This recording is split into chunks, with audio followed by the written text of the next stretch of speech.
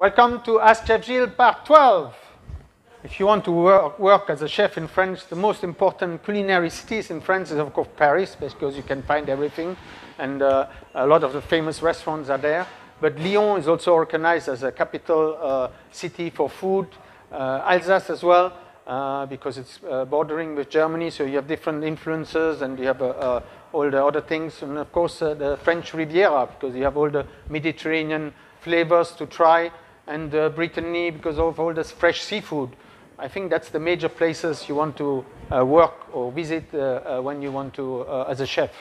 What to prepare? I think you just pack your knife, you pack your chef jacket, and like anywhere else when you go to work, and a lot of motivation. I think that's all you need to work in France. To learn the language, I think in Jakarta you have Alliance Française. I think they give a lot of courses, it's very affordable, and that's the best place. Of course, you have also online sites, so it's very easy to learn French now. But best is still to go there and practice. I think tips and tricks to work with French people is just to, to show interest and to be always helpful. Of course, you have to be there on time. Usually in France, we still work very long hours in the kitchen.